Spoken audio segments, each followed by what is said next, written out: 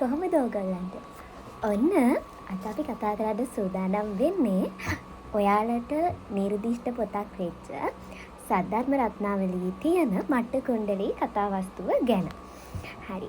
මට්ට කුණ්ඩලී කතාවස්තුව ගැන කතා කරාම මේ මට්ට කුණ්ඩලී කතාවස්තුවේ මුලින්ම වෙන්නේ අදින්න පුබ්බක කියලා බඹුණෙක් ඉන්නවා. එතකොට ඒ අදින්න පුබ්බක කියන බඹුණගේ ලෝභකම ගැන තමයි මේ කතාවේ මුල් ටිකේ විස්තර වෙන්නේ.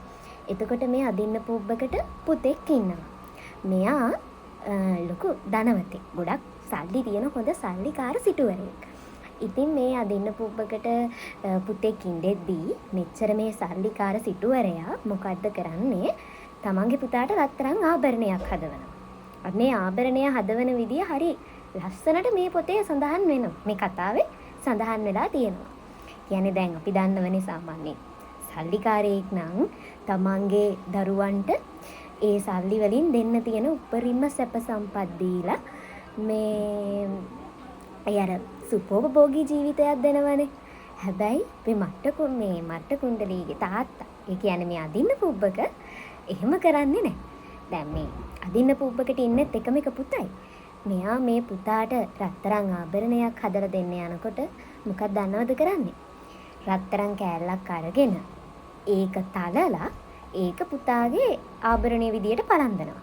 දැන් සාමාන්‍යයෙන් ආභරණයක් වුණාම කොහොමද වෙන්න ඕනේ? ආභරණේ ලස්සන කැටයම් තියෙනවා. රත්තරන් නම් ඕකට ටිකක් පාට ගල් ටිකක් දාලා. දැන් ඉතින් හොඳ මේ ධනවත් සිටුවරයෙක්නේ. ඕන්නම් මැණික් ගල් ටිකක් දාලා ඔගේ වටිනාකම තව වැඩි කරන්නත් තිබුණා. එහෙම මුකුත් කරන්නේ නැතුව අර තමන්ගේ පුතාට මේ රත්තරන් කෑල්ලක් තලලා ඔන්න ඕක තමයි ආභරණයක් විදියට පලඳන්නේ. ඔන්න ඔය සිදුවීම නිසා තමයි මේ අදින්න පුබ්බගේ පුතාට මට්ට කුණ්ඩලී කියන නම වැටෙන්නේ. ඒ කියන්නේ අර රත්තරන් ආභරණයේ මේ මට සිලිටු කැටයම් මුකුත්ම නැහැ.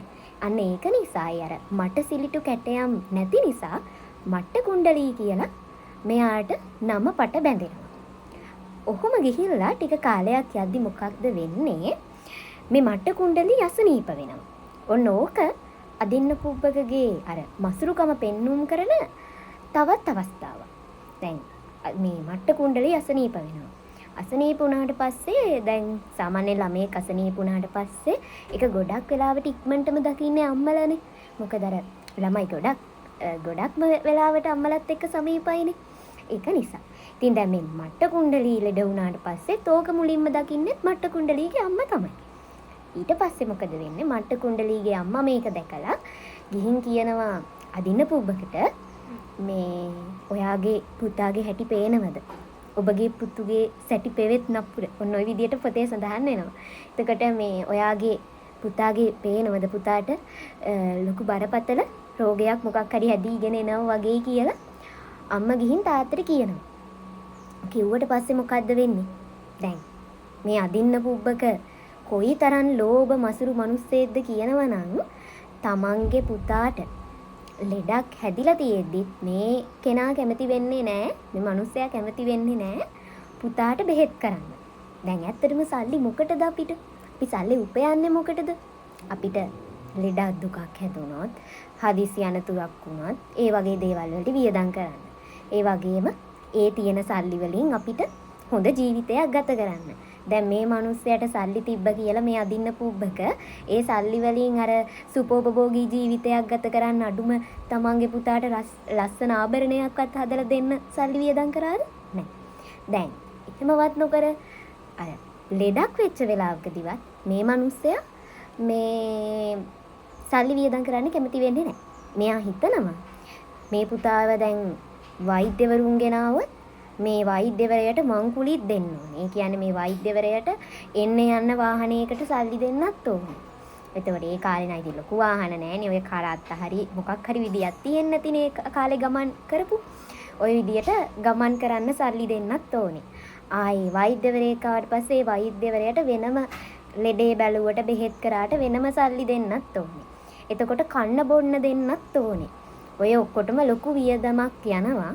ඒක නිසා හොඳම දේ තමයි මම ගිහිල්ලා වෛද්‍යවරයෙක් හම්බෙලා මේ රෝග ලක්ෂණ ටික කියලා ඉවර වෙලා බෙහෙත් මොනවද කියලා අහගෙන එන එක. එතකොට පුළුවන් බෙහෙත් ටික විතරක් හොයලා බෙහෙත් කරන්න අර අනිත් ඔක්කොම වියදම් ටික මගහැරෙනවනේ. ඔන්න බලන්නකෝ ඉතින් හිතපු විදිය. දැන් මේ අදින්න පුබ්බක දැන් ඔහොම හිතලා ඉවර වෙලා මෙයා යනවා වෛද්‍යවරු හම්බ වෙලා. ඊට පස්සේ මොකද්ද උනේ? දැන් මෙහෙම වෛද්‍යවරුන්ගෙන් බෙහෙත් අහන්න ගියාට පස්සේ මේ වෛද්‍යවරුනුත් දන්නවා මේ කවුද අදින්න පුබ්බකගේ විදිය කොහොමද කියලා. මෙයා හරි ලෝභ මිනිස්සෙක්. ඒක නිසා තමයි මෙයා මෙහෙම ඇවිල්ලා අපෙන් මේ ලෙඩේට ඕන බෙහෙත් මොනවද කියලා අහන්නේ, රෝග ලක්ෂණ ටික කියලා. මේ මිනිස්සයා ලෝභ නිසා තමයි මෙහෙම කරන්නේ කියලා හිතලා මේ වෛද්‍යවරුනුත් අර පූට දෙයක් කරා. ඒ කියන්නේ කපටි විදියට එයාලත් එක්තරා විදියකට මේක පොඩි වැරදි දෙයක් තමයි කරේ. මෙයාලා මොකද්ද කරේ? මේ රෝගය අඩු වෙන විදියට බෙහෙත් කියන්නේ නැතුව මේ තිබුණු රෝගය පාණ්ඩු රෝගයනේ. මේ පාණ්ඩු රෝගය වැඩි වෙන විදියට බෙහෙත් මේ කිව්වා. ඊට පස්සේ අදින්න පුබ්බක මොකද්ද කරේ? මේ ඔය කියපු බෙහෙත් ටික හොයාගෙන ගිහිල්ලා තලලා පොඩි කරලා ඒ බෙහෙත් විදියට හදලා තමන්ගේ පුතාට ඒ බෙහෙත් ටික දුන්නා. ඉතින් ওই බෙහෙත් ගත්තට පස්සේ මොකද්ද වෙන්නේ? මට්ට කුණ්ඩලීගේ රෝගය උත්සන්න වුණා. ඒ කියන්නේ රෝගය වැඩි වුණා. ඊට පස්සේ දැන් ගොඩාක් මසාද්‍ය තත්ත්වයට ආවට පස්සේ මොකද්ද කරේ? මෙයාට දැන් බෙහෙත් නොකරත් බෑනේ. ඒ නිසා මේ වෛද්‍යවරයෙක් ගෙන්නුවා. ඊට පස්සේ මොකද මේ වෛද්‍යවරයා හිතනවා දැන් මෙයා ගොඩාක් අසාධ්‍ය තත්ත්වයටපත් වෙලා තියෙන්නේ. මෙයාව සුවපත් කරන්න බෑ කියලා ඒ වෛද්‍යවරයා යනවා. ඊට පස්සේ අදින්න පුබ්බක දැනගන්නවා මම දැන් මොන බෙහෙත කරත් වැඩක් නැහැ. මේ පුතාව සුවපත් කරගන්න බෑ.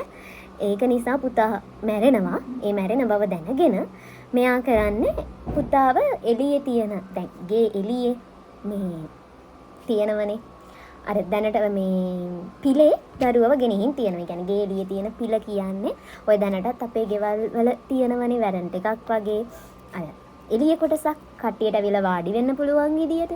අන්න ඒ කොටසේ ගෙනහිල්ලා පුතාව එළියෙන් තිබ්බා. එතකොට පුතාව මැරුණට පස්සේ කවුරු හරි බලන්න ආවත් ඒ පිලටම ඇවිල්ලා දරුවව බලලා යයි කියලා. අදින්න පුබ්බක මොකද මෙහෙම දෙයක් කරේ? එයා හිතුවා දැන් පුතාවගේ ඇතුළේ තිබුණොත් පුතාව මැරුණට පස්සේ මිනිහගේ ඇතුළේ තිබුණොත් මේ මිනිහ බලන්න ගේ ඇතුළට එන මිනිස්සු හිතාවි මේ තරම් ලොකු වස්තුවක් තිබිලා මේ තරම් ලොකු වස්තුවක් තිබිලත් මේ මිනිස්සයා තමන්ගේ පුතාට බෙහෙත් කරන්නේ නැතුව මේ පුතා මරාගත්තා කියලා. එහෙම හිතාවි කියලා හිතලා තමයි අර දරුවව ගෙනහිල්ලා පිලෙන් තියන්නේ. එතකොට බලන්නකෝ දැන් මේ අදින්න පුබ්බක කපටි මේ කපටි නෙමෙයි. කොහොමද මේ ලෝභ මිනිස්සෙක් කියලා අපිට මුලදී අවස්ථා දෙකකදීම දැනගන්න ලැබුණා. එතකොට දැන් මේ සිද්ධියෙන් අපිට පේන්නේ මොකක්ද? අදින්න පුබ්බක කියන්නේ ලෝභ මිනිස්සෙක්. හැබැයි එයා ලෝභ වුණාට තමන් ලෝභයි කියලා අනිත් මිනිස්සු දැනගන්නවට කැමතිත් නැහැ. ඒ කියන්නේ දැන් අපි අතර සමහර මිනිස්සු ඉන්නවනේ මිනිස්සු වැරදි කරනවා. හැබැයි ඒ තමන් කරන දේ වැරද්දක් කියලා සමාජය දැනගන්නවට කැමති නැහැ. ඔන්න අදින්න පුබ්බක කියන්නේ ඒ වගේ කෙනෙක්.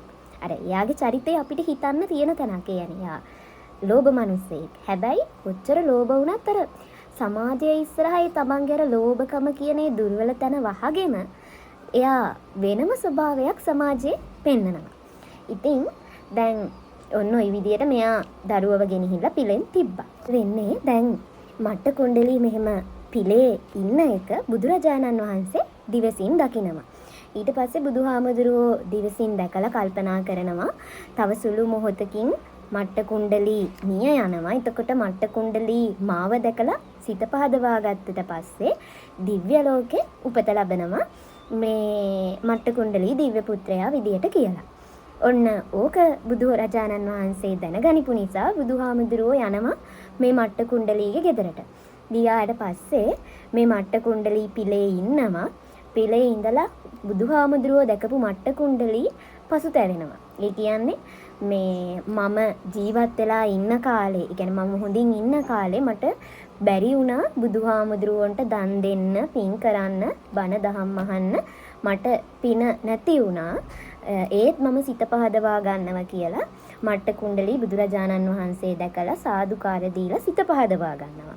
ඉතින් ඔය අවස්ථාව ගැනත් ඔයාලගේ නිර්දිෂ්ට කතා මට්ට කුණ්ඩලී මේ කතා වස්තුවේ හරි ලස්සනට වර්ණනා කරලා තියෙනවා.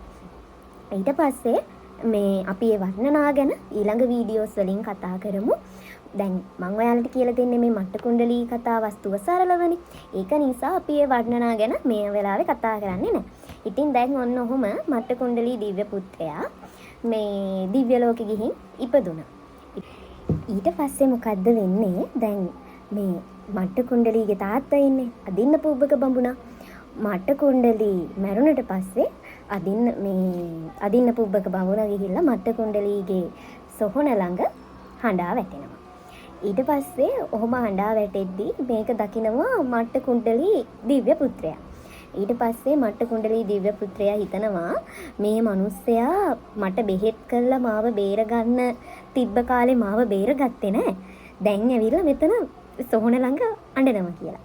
ඒත් දැන් ඔක පිට හිතනවනේ නිකන් මේ මිනිස්සයාට මේ කරන්න පුළුවන් දේ කරලා බේරගත්තේ නැහැ. දැන් නිකන් බොරුවට මේ ලෝකෙට පේන්න වගේ මගේ සොහොන ළඟට වෙලා අඬා වැටෙනවා කියලා.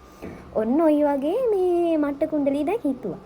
හිතලා ඉවර වෙලා දැන් මම කරන්නම් හොඳ වැඩක්. මම මේ මිනිස්සේව මට්ටු කරන්නම් කියලා. දැන් මේ මට්ට කුණ්ඩලීත් මෙතෙන්ට යනවා. යන්නේ අර ලස්සන දිව්‍ය රථයක මේ ලස්සන රථයක ගිහිල්ලා ඉවර වෙලා මෙයාත් එතන මේ සොහොන ළඟට වෙලා අඬ ඉන්නවා. ඊට පස්සේ අදින්න පුබ්බක ගිහින් අහනවා මේ මට්ට කුණ්ඩලී දිව්‍ය පුත්‍රයාගෙන් මම අඬනවා මගේ පුතා නැති වෙච්ච නිසා. එතකොට දැන් ඔබ අඬන්නේ මොකක් නිසාද කියලා. ඊට පස්සේ මට්ට කුණ්ඩලී දිව්‍ය පුත්‍රයා කියනවා මට තියෙනවා රත මැදිරියක්. ඒ රත මැදිරිය ඝන රන්මුවක්. ඒ කියන්නේ මේ තනිකරම රත්තරන් වලින් තමයි හදලා තියෙන්නේ. ඒක නිසා මට මේකට ගැළපෙන රෝද යුගලයක් නැහැ. රෝද දෙකක් නැහැ මගේ මේ රතයට. ඒක නිසා තමයි මම අඬන්නේ. ඊට පස්සේ මොකද්ද වෙන්නේ? මේ අදින්න පුබ්බක කියනවා මේ ඔයාට ඔය ඝන රන්මුවා රතයට රෝද දෙකක් ඕන මොන වගේද? රත්තරන්ද මුතු මැණික්ද මොන වගේන්ද? මම ඔබට ඕක හදලා දෙන්නම්. එහෙම කියලා. බලන්නකො ඉතින් නේද? තමන්ගේ පුතාට හරියට ආභරණයක් හදලා දුන්නෙත් නැති මිනිස්සයා පුතා ලෙඩ වුණාට පස්සේ හරියට බෙහෙත් කරපු නැති මිනිස්සයා මේ කියනවා මේ එකපාරට කොහෙදෝ ඉඳන් දැකපු මේ කෙනෙක්ට මම ඔයාගේ රතේට රෝද දෙකක් අරන් හදලා දෙන්නම් කියලා. ඊට පස්සේ මොකද්ද කරන්නේ මේ මට්ට කුණ්ඩලී දිව්‍ය පුත්‍රයා දැන් දන්නවනේ මේ මිනිස්සයා මෙහෙම කෙනෙක් කියලා. ඉතින් අදින්න පුබ්බකට කියනවා මේ මගේ මේ වටිනා රතයට හරියනව නම් හරියන්නේ මේ රෝද දෙක විදිහට ඉරයි හඳයි කිය. මට්ට කුණ්ඩලී හරි කපටි උත්තරයක් දෙනවා මේ අදින්න පුබ්බකව හිර කරන්න බලාගෙන. ඊට පස්සේ මොකද්ද අදින්න පුබ්බක කියන්නේ? ඔයා හරි මෝඩයිනේ. අර ඉරයි හඳයි කොහොමද මේ වාහනයක රෝද දෙකකට හයි කරන්නේ? ඔයා මේ කවදාවත් ලබා ගන්න බැරි දෙයකටනේ ඔය අඬන්නේ කියලා. අදින්න පුබ්බක එහෙම කිව්වට පස්සේ මට්ට කුණ්ඩලිත් ඒකට මේ විදියට උත්තරේ දෙනවා. දැන් මම අඬන්නේ මට පේන දෙයකට. ඉරයි හඳයි මගේ රතේ කියන්නේ ඇත්තටම ඉරයි හඳයි වාහනයක රෝද දෙකක් විදියට ගන්න බෑනේ. ගන්න බැරි වුණත් එයා අඬන්නේ Tamanට පේන දෙයක්නේ. ඉර පේනව දවල්ට හඳ පේනව රැට. Tamanට පේන දෙයක් ඉල්ලලා තමයි මේ මිනිස්සු අඬන්නේ. එතකොට දැන් මේ ඔයා අඬන්නේ ඔයාට පේන දෙයක් වෙනුවෙන්ද? දැන් පුතා මැරිලා ඉවරයි. එතකොට ඒ මැරිච්ච පුතා වෙනුවෙන් දැන් ඇඬුවා කියලා ආයේ මැරිච්ච පුතාව ආයේ Tamanට ගන්න බෑනේ. අඩුම Tamanට පේන්නවත් එන්නේ නෑනේ. එතකොට එහෙම කෙනෙක්ටනේ ඔබ අඬන්නේ. එතකොට වැඩියෙන් මේ කෙනෙක් අපි කතාවට ගියොත් වැඩියෙන් මෝඩ මමද නැත්නම් ඔබද කියලා අදින්න පුබ්බකගෙන් අහනවා. ඊට පස්සේ මොකද්ද වෙන්නේ? දැන් අදින්න පුබ්බක බඹුණා මේ ඇත්ත තේරුම් අරගෙන මේ මට්ට කුණ්ඩලී දිව්‍ය පුත්‍රයාට ගොඩක් ස්තුතිවන්ත වෙනවා. මේ ඔබ මට සත්‍ය තේරුම් කරලා දුන්නා. ඉතින් මට මේ ඇත්ත තේරුම් කරලා දුන්නු ඔබට මේ බොහොම ස්තුතියි. ওই විදිහට ස්තුතිවන්ත වෙලා කියනවා මුකුත් ඇඳුනුම් කමක් දන්නෙත් නැතුව මාව හරියට දන්නෙත් නැතුව ඔබ මට මේ තරම් උදව්වක් කරා. එතකොට මම කැමතියි ඔබ කවුද කියලා අඳුරගන්න කියලා දැන් අදින්න පුබ්බක මට්ට කුණ්ඩලී දිව්‍ය පුත්‍රයාගේ ප්‍රශ්නයක් අහනවා.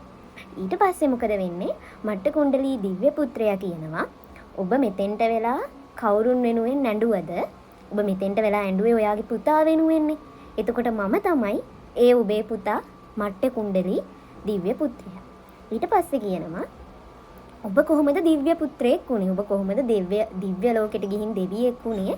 මේ ඉන්න කාලේ ධනක් පිනක් කරනවා, බණ අහනවා, යහපත් දෙයක් කරනවා මම දැක්කෙත් නෑ. එහෙව් එකේ ඔබ කොහොමද මේ දිව්‍ය ලෝකෙට ගිහිල්ලා දිව්‍ය සම්පත් විඳින්නේ කියලා. ඊට පස්සේ මට්ට කුණ්ඩලී දිව්‍ය පුත්‍රයා කියනවා මම මෙහෙම දිව්‍ය සම්පත් ලබන්නේ බුදුන් කෙරෙහි සිත පහදවාගත්තු නිසා කියලා මේ බුදුන් ගැන පහදලා දෙනවා. ඊට පස්සේ අදින්න පුබ්බක බමුණා හිතනවා හරි එහෙනම් මේ කිව්ව කතාව ඇත්තද කියලා බලන්නත් එක්ක මම බුදුහාමුදුරුවෝන්ව ගෙදරට වඩම්මලා දානයක් දීලා ප්‍රශ්න අහලා ඉවර වෙලා බුදුහාමුදුරුවෝ වෙහෙසටපත් කරනවා මේ ඇත්තද නැත්තද කියලා මම හොයාගන්නවා කියලා.